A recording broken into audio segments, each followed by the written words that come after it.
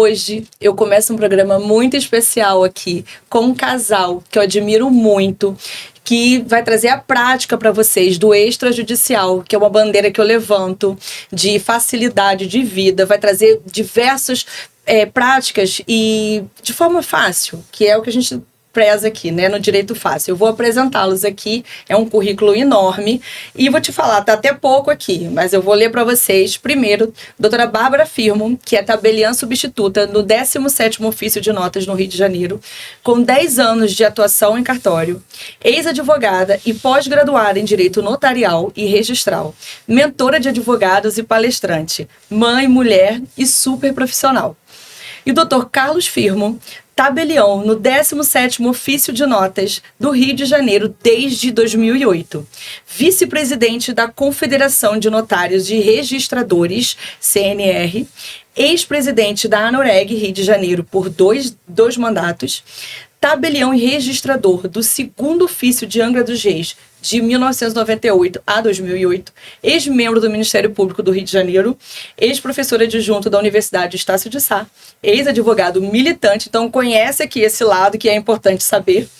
Pai do Carlos, Pedro, Vivian, Daniel, Lucas e Serena. Meu Deus, como vocês dão conta disso? Vamos começar, é um prazer enorme tê-los aqui comigo, um casal que trabalha junto, tão bacana, a gente trazer os dois lados, né? O profissional e o lado também de família, né? Um prazer enorme estar com vocês aqui hoje. Obrigada por aceitar esse convite. Vamos conversar um pouquinho sobre esse extrajudicial na prática. Vamos, assim, o prazer eu vou falar por mim, mas eu tenho certeza que eu estou falando pelos dois. O prazer é todo nosso.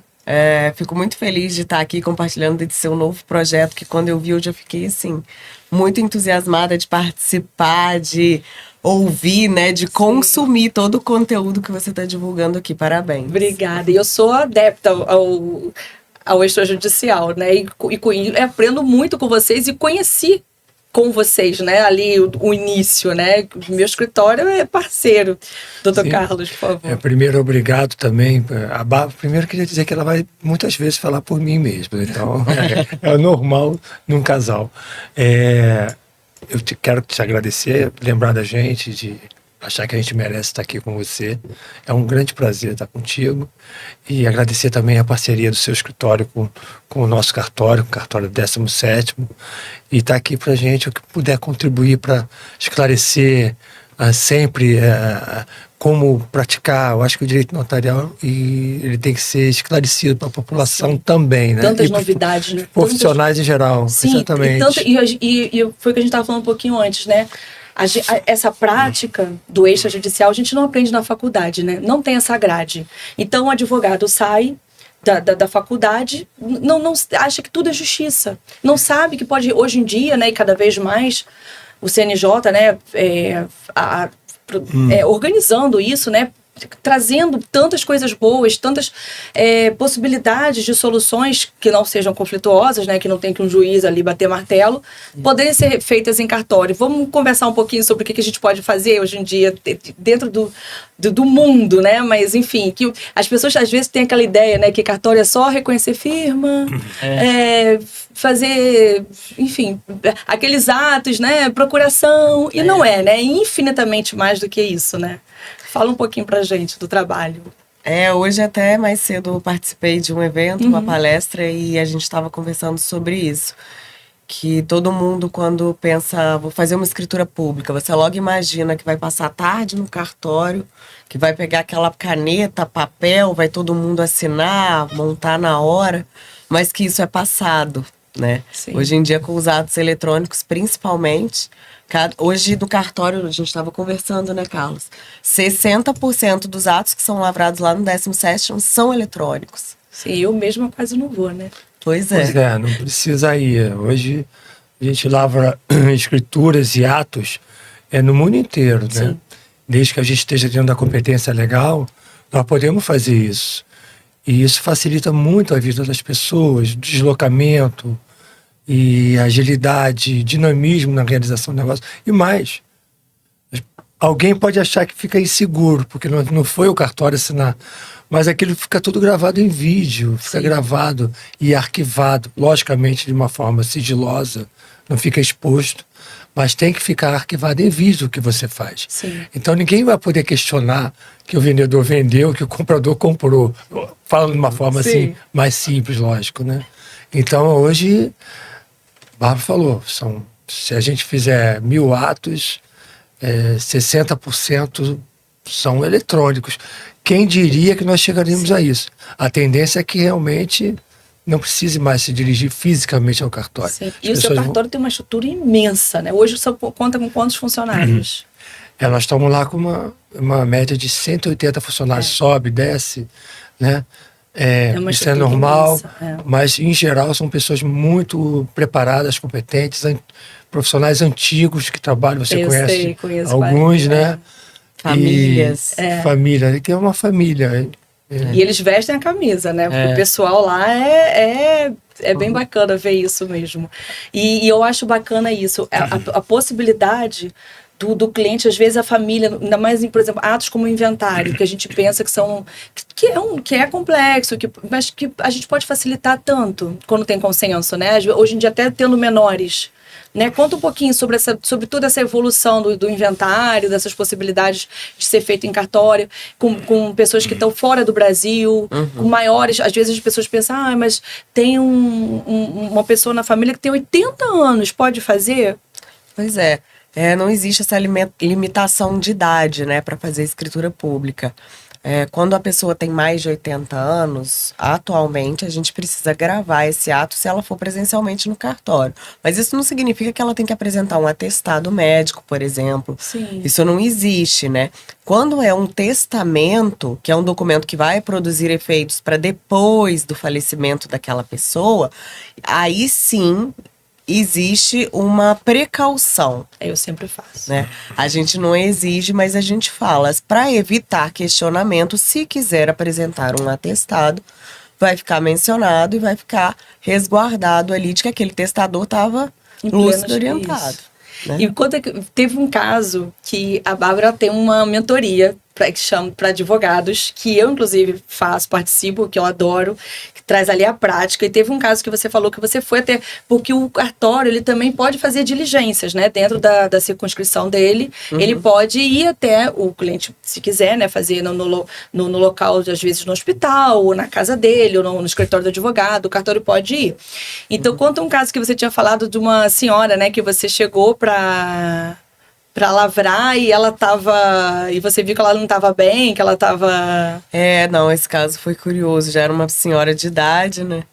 E aí a gente foi para poder fazer. A família avisou que queria fazer aquele... Na verdade, acho que era uma procuração em causa própria. Queria fazer aquele ato e aí a gente chegou para lavrar a escritura e a senhora realmente não estava em condições de lavrar. Naquele momento, né? Naquele momento, né?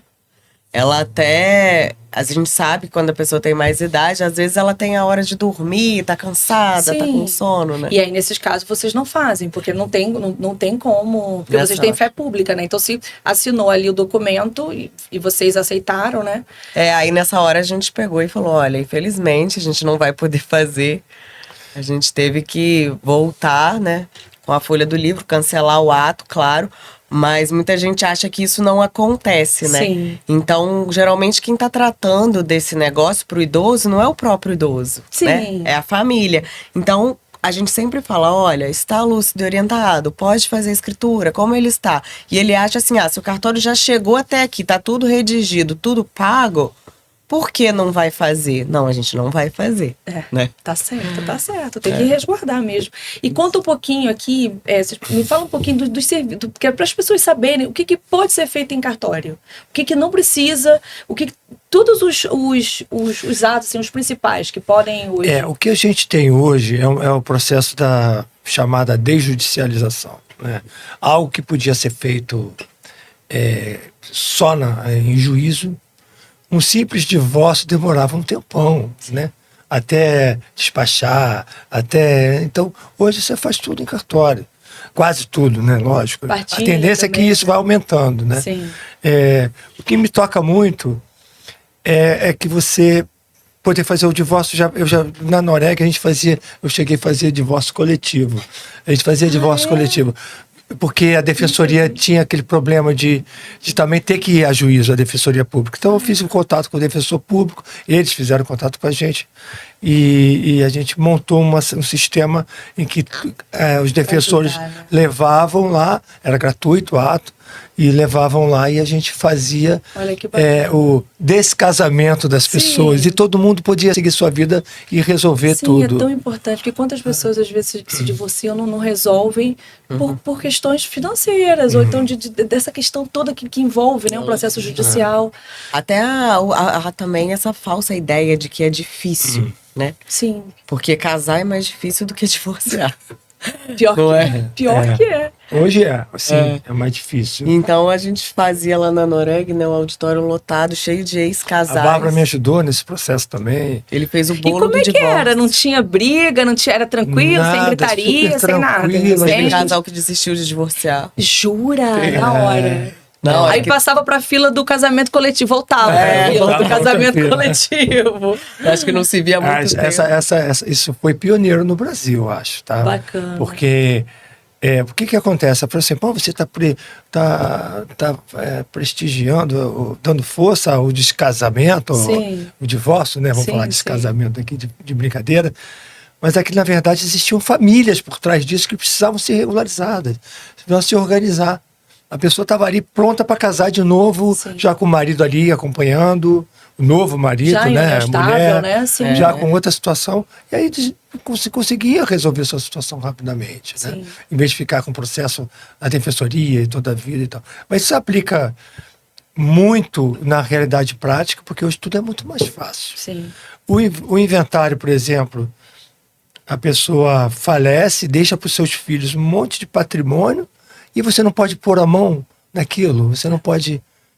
às vezes a família passa por necessidade, enquanto não resolve aquilo. Você, como advogado, você sabe disso. O judicial, a pessoa vai no Rio de Janeiro, com consenso, não leva menos do que 5 anos. Com consenso. É desumano com a família. É o que a gente fala, não é porque a pessoa faleceu que a conta parou de chegar. Sim. A escola do filho tem que ser paga, né? Sim. Ali aquele aluguel, enfim, todas as contas não param de chegar. Como vai fazer para poder arcar com tudo isso se o inventário não pode nem ser assinado? Pois é, e eu vou aproveitar essa deixa sua que a gente está falando de inventário para fazer uma pergunta sobre que veio, que para mim que é muito comum, né? E eu acho que é importante a gente esclarecer isso, que é muito comum o cliente chegar e ele não ter a família, né?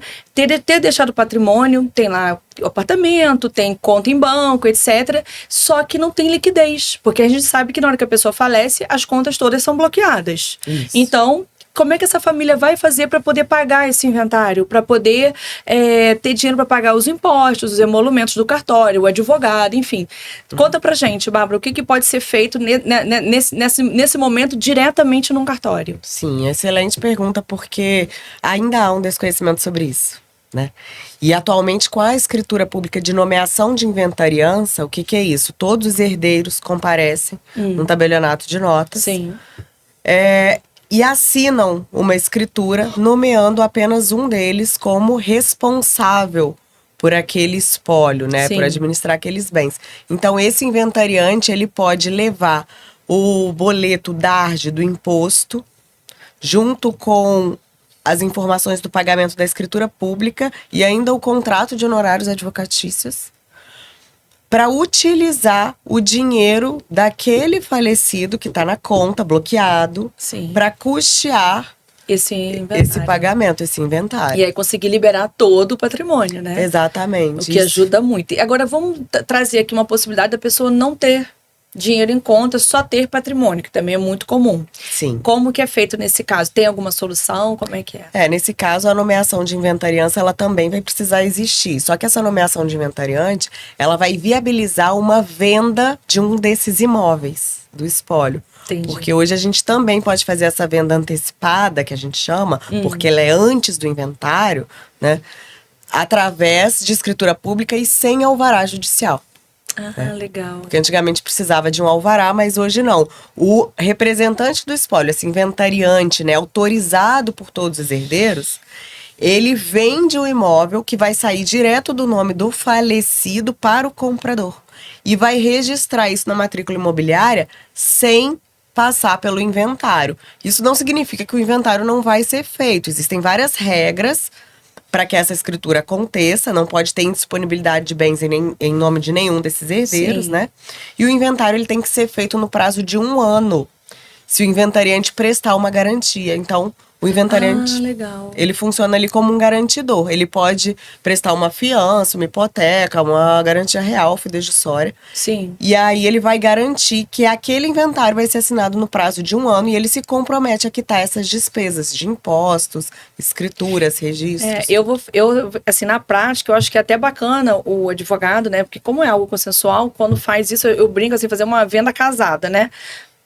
A gente vai fazer essa venda e vai fazer um inventário na sequência, tipo ato contínuo, né? Organizar Esse é o aquilo, melhor, na minha que é o opinião. melhor. Porque aí resguarda. Faz na mesma hora. Faz na mesma hora, porque a Fazer tudo vantagem do cartório é isso, a gente consegue fazer tudo junto, né? Agora a gente está finalizando o inventário, que na sequência vamos adjudicar um imóvel, porque também tem essa parte imobiliária, que o cartório também, hoje em dia, pode, gente, tanta coisa, né? É a ata de adjudicação compulsória, né? Que dá para ser feito, para poder regularizar aquela questão do imóvel que a pessoa comprou, não passou para o nome dela, aí o outro já faleceu, porque, gente, as coisas vão acontecendo e a certeza é a morte, né?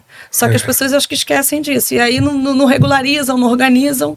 E aí quando vai ver, os herdeiros pegam aquele pepino na mão, mas quem é? Ué, mas não, esse apartamento era do meu pai, mas tá no nome de Joaquina da Silva. Mas quem é Joaquina? Foi quem vendeu pro seu pai e teu pai não passou pro nome dele.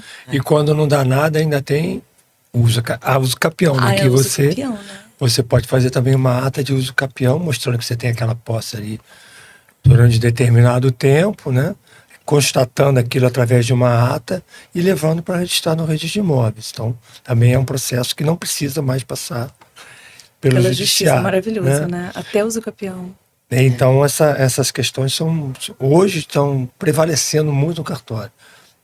Questões de família, questões de sucessões. Sim. Então, cada imobiliárias, vez... né? Imobiliários. Então, estão todas, a cada dia mais, aproximando o cartório da advocacia, porque tudo isso precisa de advogado. O advogado tem que estar no processo. Sim, é o que eu falo.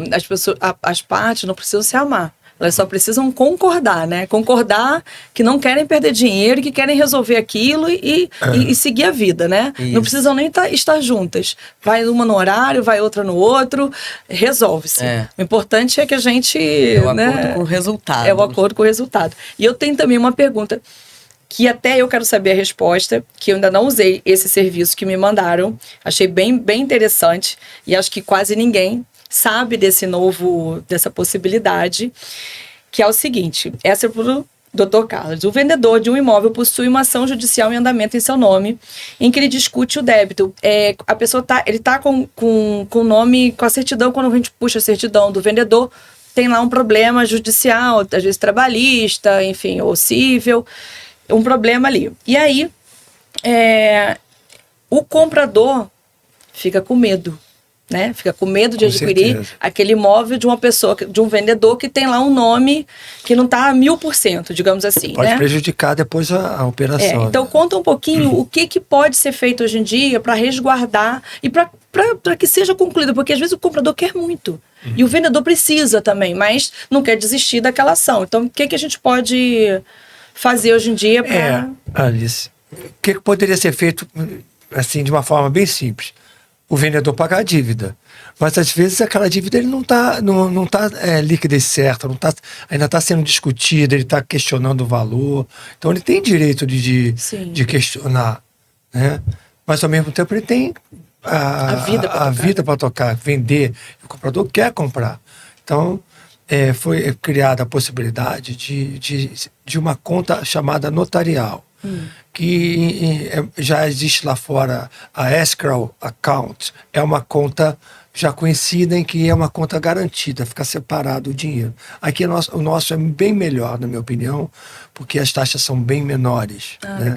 Então essa conta notarial, ela não é uma conta do cartório, mas ela só vai ser liberada se o cartório constatar que aquelas condições do contrato foram cumpridas. Sim. Então você diz assim, tá bom, eu vou comprar seu imóvel, né? Mas vou reservar aqui uma parte do dinheiro para que, se você perder essa ação e não pagar, eu tenha aqui o dinheiro separado. Para ele não perder o imóvel. Exatamente, para não ter problema na perda do imóvel. Se o vendedor concordar e fechar a operação, essa conta fica separada e no momento em que encerrar a ação ou se resolver a questão da ação, Sim. libera o dinheiro para o vendedor ou para o comprador poder resolver e pagar a questão. Isso fica na avaliação, logicamente, do tabelião, Sim. mas essa conta não está no cartório propriamente, isso é preciso ser dito. Não está reservada. É um banco, É um banco de conveniado com o Colégio Notarial ok. do Brasil, né? No caso, ele tem convênio com o Banco Safra. Tá. E isso vale para o Brasil inteiro ou só Rio de Janeiro? Isso vale para o Brasil inteiro. Ótimo. E tem várias outras utilidades. Eu chamo a atenção até para o advogado, às vezes, quer receber ganhou uma ação grande, Sim. aquele dinheiro já vai ser depositado na conta, né, por meio de um acordo ou coisa do gênero, vai ser depositado na conta do cliente. Sim. E se o cliente receber aquilo e não pagar e depois começar a discutir. E acontece. Então, o ideal seria depositar na conta notarial para que o tabelião reservasse o valor de cada um. E várias outras utilidades. Valor dos honorários, né? Valor dos honorários, exatamente. Separar. Eu tenho até um caso que está em andamento com um valor muito alto. Né? E os advogados ainda não assinaram a escritura, mas já está em via de assinatura para poder proteger os honorários do advogado que trabalhou anos naquela causa. Olha. Né? E depois, quando o dinheiro aparece, aí você fala assim, mas espera aí, não era bem isso que eu tinha combinado, e começa a discussão. Então é bom garantir que o dinheiro vá para o lugar certo. E né? tem diversas histórias que a gente nem imagina, quem está do lado de cá, né? Porque vocês que estão lá de lá do balcão, digamos assim, tem toda essa experiência e o dia a dia do que acontece, né? Da prática ali. E assim, aí eu tenho agora uma curiosidade minha, assim. O que mais, assim, vocês veem que tem, assim, que é mais... O serviço que é mais relevante, que tem mais volume, ou que aparece mais, assim, mais desafiador, talvez, não sei. Então, assim, vendo na prática, eu gosto de pensar que atrás de cada escritura, isso não estou falando, não é clichê. Atrás de cada escritura tem uma história ali, né? Aquilo ali não é só um papel pra gente. Sim. E esse lado humano do notariado é onde eu levo, né, a minha profissão e é onde eu conduzo a equipe que trabalha comigo. Porque ali tem vida, ali tem uma família, ali tem um negócio, ali tem histórias, né? Sim. Então, todo ato é relevante. Sim. Alguns mais difíceis, né, que outros. Essa semana a gente foi fazer, por exemplo, um testamento. E nesse testamento tinha ali alguns relatos, né? O testamento é um ato privativo do tabelião, a gente acaba conduzindo o processo, tomando conhecimento, mas tinham relatos da testadora. E a equipe se emocionou. Sabe? É bacana. A gente precisa ter acesso ao documento para poder fazer Sim, a eu já distribuição. fiz um assim, é muito emocionante mesmo. Então, assim, inventário e testamento, acho que costuma mexer muito com a gente, né? Mas não que os outros atos também não tenham a sua importância. Eu me lembro que uma vez eu fui fazer um inventário e aí eu subi para poder imprimir e antes de descer com a folha do livro, eu falei assim, eu vou levar essa balinha aqui que eu tinha na minha sala, vou levar para eles. Na hora que eu cheguei com a balinha na mesa, a família se abraçou e começou a chorar. Eu falei, meu Deus, o que eu fiz? Sabe? Aí eles falaram assim, agora a gente tem certeza que o meu pai está de acordo com o que a gente está fazendo.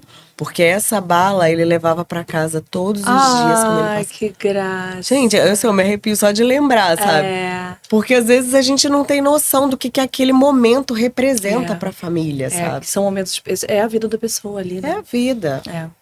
Eu sei. Eu faço que a Bárbara, como eu tinha dito no início, falou por mim, porque eu faço minhas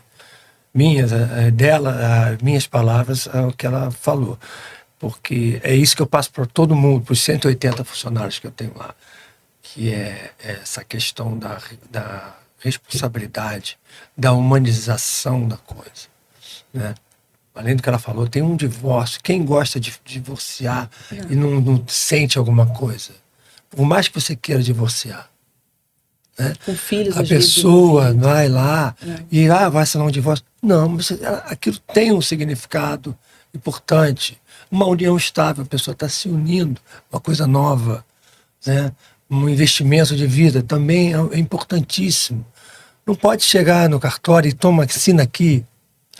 Um testamento é quase como o próprio nome diz, é um testamento, é uma despedida para a pessoa ler depois da vida dela ter cessado aqui na Terra. Sim. Então, a gente tem que ter muito cuidado, muita responsabilidade com todos os atos que a gente faz. Isso é inspirador para nós. Né? Legal. Isso realmente move a gente. Sim. Move. Não importa o valor alto, baixo do ato. E sim, que a gente fala sempre, que a gente gosta de surpreender todos os nossos usuários com esse carinho, com essa qualidade de atendimento. Né? Porque a pessoa já vai no cartório achando que aquilo ali é uma coisa... Né? Ninguém gosta de ir no cartório, a gente vou já ter que sabe. pagar, vou ter que burocratizar, ouvir não. Então o que a gente quer é isso.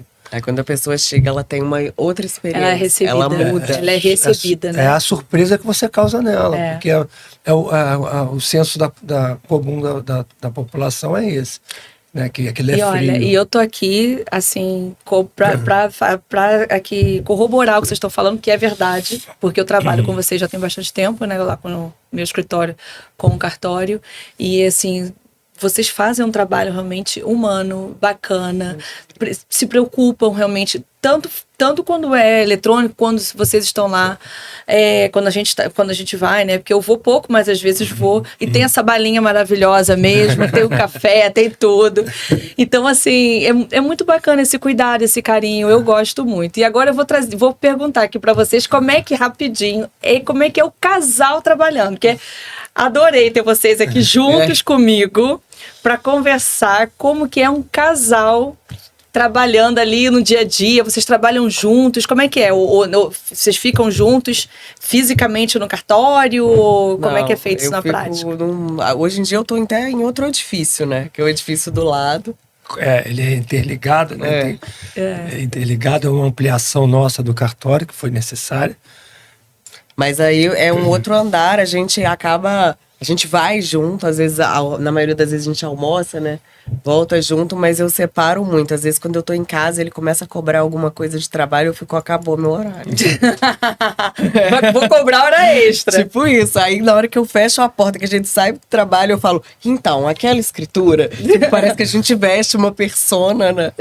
Porque a gente tem que aprender a separar. Eu que devia dizer isso, não, acabou meu tempo.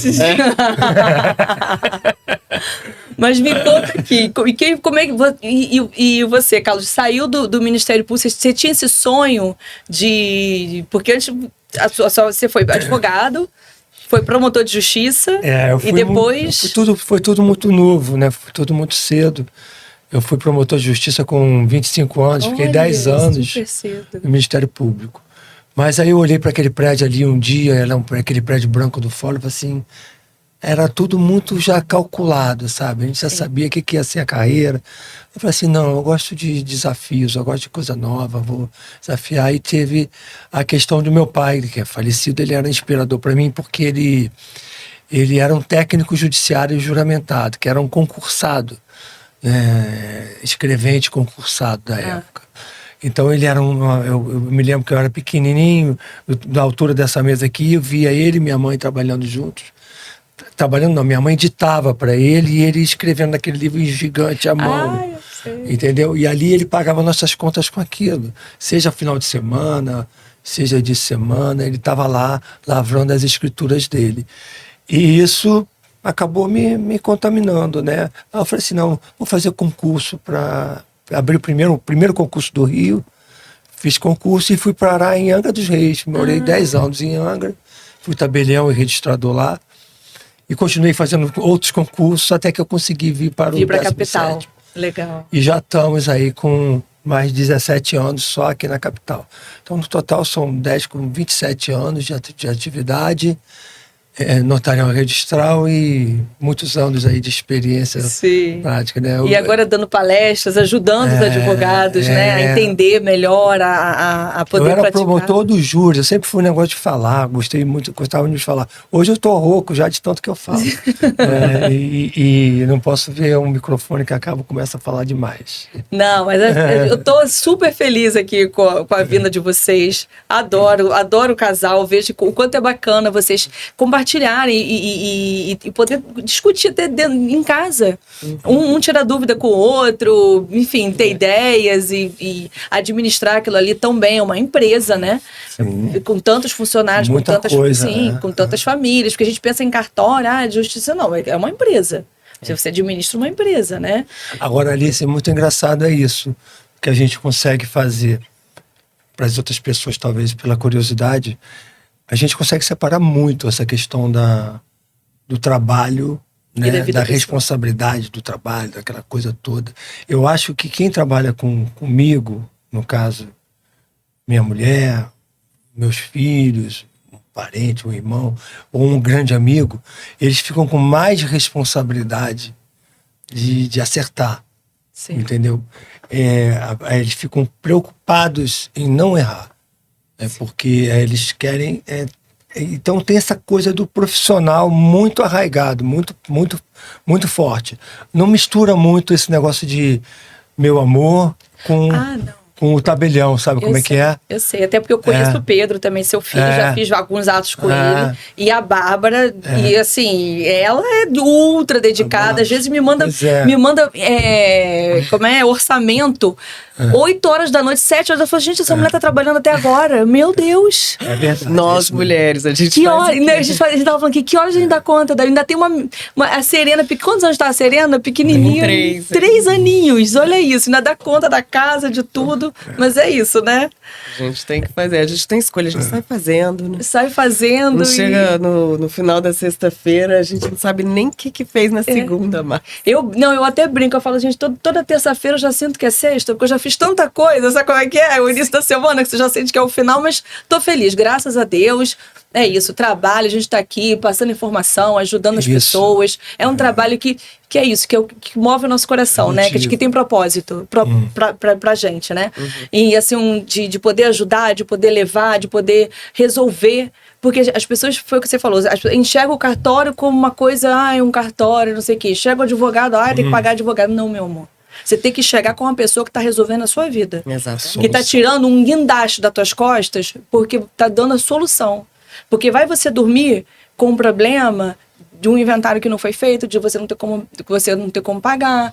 Ou, sabe, vai você ter uma outra questão, a questão do divórcio que não se resolve. Às vezes a pessoa já está em outra união. Então, assim, são diversas coisas que, na verdade, você tem que ver aquilo ali como uma solução. Poxa, eu vou, vou resolver isso e, tocar minha vida. E, às vezes, o advogado também, hoje, né, essa atuação ela é muito mais preventiva, né? Sim. Porque esperar o incêndio se instalar ali para contratar o advogado, então o extrajudicial ele tá aí também para dar esse novo olhar, né? Sim. O advogado que não, mesmo que não seja a especialidade do escritório dele, se ele não tiver alguma parte, um destacamento, uma seção dedicada ao extrajudicial, não tem mais como advogar sem o extrajudicial. Não tem mais. É impossível. Porque a própria justiça já viu que não consegue dar conta. Não tem como o escritório trabalhar sem. Isso é impossível. Pode ter certeza. E eu digo, nesse caso, o que tem que acontecer? Você tem que ter um cartório para chamar de seu. Para botar embaixo do braço aqui. Você tem que ter aquele profissional dentro do cartório para chamar de seu. Aquela equipe que você pode recorrer na hora da necessidade, na hora do sufoco, na hora da emergência, na hora daquelas questões complexas. Você vai lá e tem que ter De preferência que seja o 17º. Sim, sim.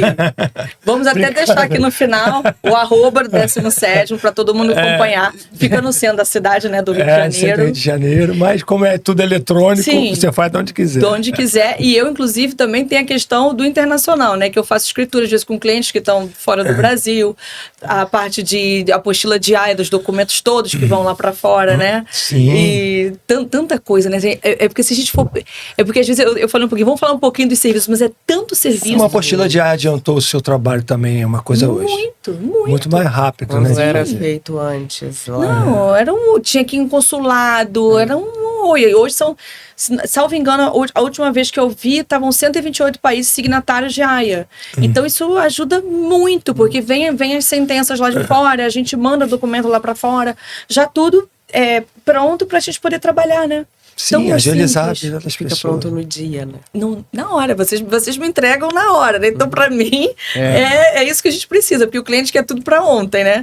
Então, graças a Deus, mas olha, eu adorei essa conversa. Dá para ficar uma tarde inteira aqui a gente conversando, que é um tema que eu amo, do extrajudicial, que eu acho que veio para ajudar e agregar. E acho que a população tem que tomar conhecimento disso, tanto os profissionais, advogados que trabalham, quanto a população mesmo, que precisa desses serviços, né? E que tem que saber que existe, até para chegar pro advogado de confiança e falar, olha, doutor, eu sei que pode ser feito por essa forma. Você pode fazer para mim? Você consegue? Você sabe? Enfim. Porque eu acho que é importante também.